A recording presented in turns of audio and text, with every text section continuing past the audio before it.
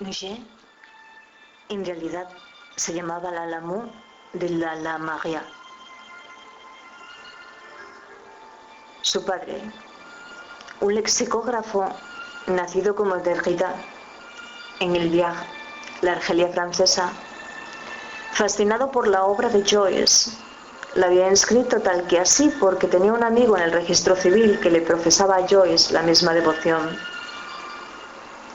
Nugent reconoce que siempre quiso mucho a su padre, pero dice que maldita la gracia que supuso para ella llamarse así en la infancia y también después, siempre escuchando lo mismo. ¡Qué nombre tan extraño! No podía responderles a eso con el cuento que me leía mi padre cada noche. Then Novoleta reflected for the last time in her little life, and she made up all her myriads of drifting minds in one. She cancelled all her engagements. She climbed over the banisters. She gave a chilly, cloudy cry. Noel, Noel. No, ni podía responderles a eso contándoles ese cuento, ni podía decirles que su padre solo había querido premiarla con un nombre escrito en una clave que no existe. ¿Clave? Interrumpo yo todavía sin comprender. Sí, clave, porque las claves musicales son de sol, fa y do. Y mi madre era pianista. No hay la. Pero por aquel entonces ellos se amaban con locura y lo más absurdo que se les ocurría era lo más apetecible. Lástima que aquello no durara eternamente, pero ya se sabe lo que sucede con el amor entre burgueses. ¿Entre burgueses? Pregunto ahora anonadado yo. No le hagas caso, interviene Esba en ese momento riendo. Ahora ya solo te está tomando el pelo. Ella ha averiguado que te impresiona y se aprovechará de ello. Es lo que hace siempre. Seguimos ascendiendo por la carretera. El cielo era tan asombrosamente azul que hasta podía decirse que dolía. Y en varias ocasiones nos habíamos girado para contemplar aquel escenario de lomas y cúspides que pronto dejaríamos atrás y que ponía fin a las ascensiones de la ruta que ellas siguieron y de la que había seguido yo.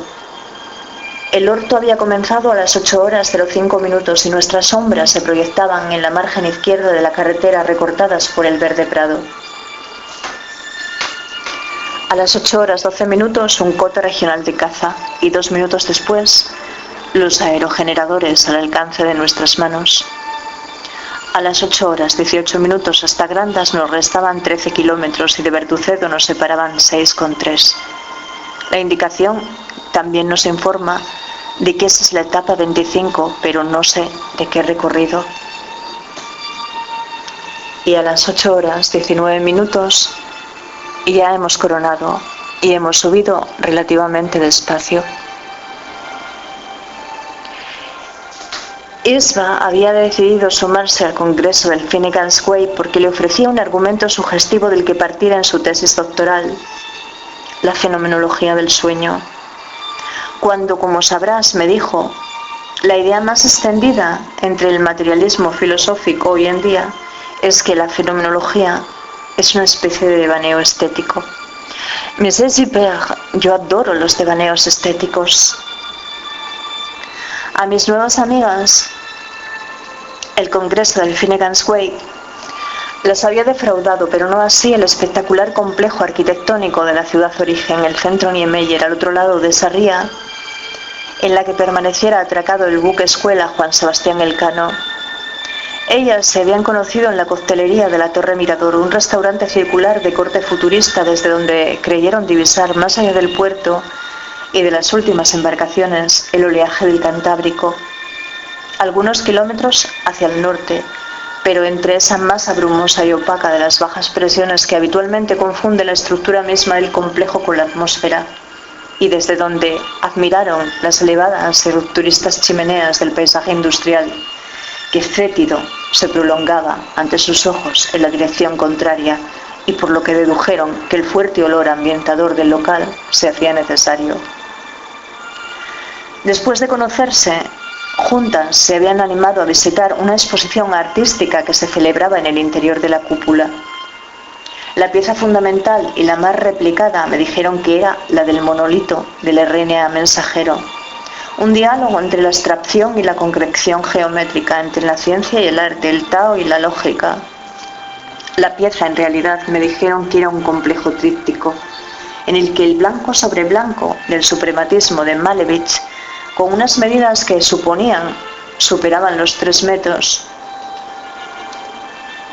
y que por ello provocaba una sensación sobrecogedora, configuraba un ángulo recto con una especie de híbrido entre el monolito que aparece en el amanecer del hombre por la forma y la estela en diorita del código de Hammurabi por la escritura, donde letras que, graduadas como las de las pruebas optimétricas de visión, iban decreciendo en tamaño hasta que uno las tenía a la altura de los ojos, podía conocerse una versión histórica del relato del descubrimiento de la doble hélice, que también había sido grabada a lo largo de toda la piedra como margen del texto en el lateral, que configuraba un ángulo obtuso con una de las cajas metafísicas de Oteiza, la caja metafísica por conjunción de 2 triedros, el homenaje a Leonardo, la solución del espacio vacío, el espacio místico y oscuro del interior, que sirve como protección espiritual en la consideración conceptual de la práctica artística que nace de una nada,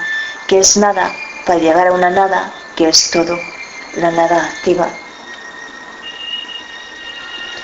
Que ahí será donde por fin abra los ojos, porque la ayuda providencial que no fui capaz de hacer converger en Natasha, tal vez Millet me la estaba brindando sin pretenderlo. La exposición en realidad recogía los resultados de un experimento colectivo. Se mostraban algunos mapas situacionales, y eso independientemente del que culminaba con el reverso de la pieza del Kubrick, el llamado monolito del RNA mensajero.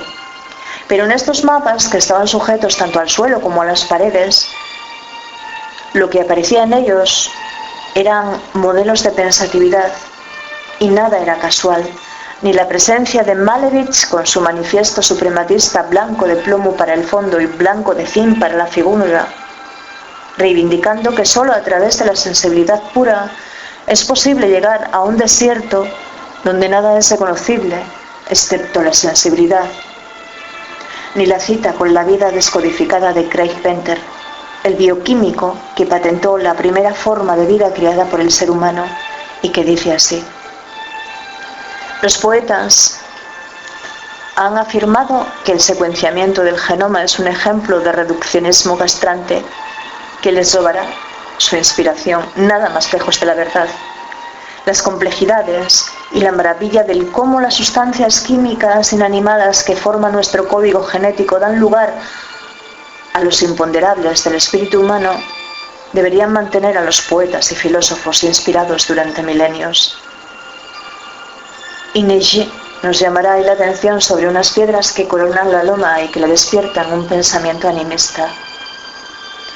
Mirábamos al mar del Nebredo, eso sí, bajando por asfalto puro y duro, y el Nebredo era cada vez más lechoso, y lo que pudimos observar también desde ahí serían los núcleos por los que atravesaríamos en la jornada de mañana de camino al acebo. Estábamos acercándonos a Buspol, ahora pisando camino, pero camino pavimentado, y aunque estrecho como un reguero. Detenidos frente a la capilla de Santa Marina de Buspol, no puedo sentirme más agradecido por estas compañeras de viaje. Ellas me lo confirman enseguida, no son religiosas, pero en absoluto les molesta que otro lo sea. A mí eso se me hace algo difícil de entender todavía, que las personas puedan arrebatarse de ese modo en que ellas demuestran estarlo, solo por la belleza que dimana de este entorno rústico y conmovedor. Pero si me confirman que detrás de sus dichosos semblantes no existe ningún sentimiento religioso, haré el esfuerzo de creerlas. De todas maneras, leo en voz alta, para salvaguarda de los tres, el final de la oración que aquí se nos ofrece. Que venga en mi ayuda la poderosa intercesión de Jesucristo, Salvador del mundo, en cuya colegiata concluiré hoy mi caminar.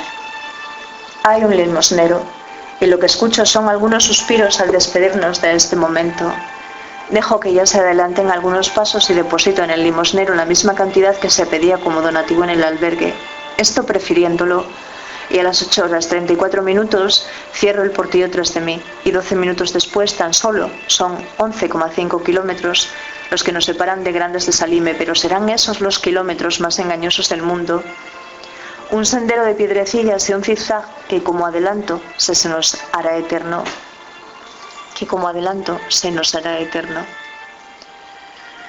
Y lo que quisiera resaltar es la sensación que nosotros tres vivimos, porque habrá un momento dado en que lo que habremos tenido que reprimir habrá sido el ceder a la tentación de salir corriendo y dejarnos caer planeando en ese mar de nubes.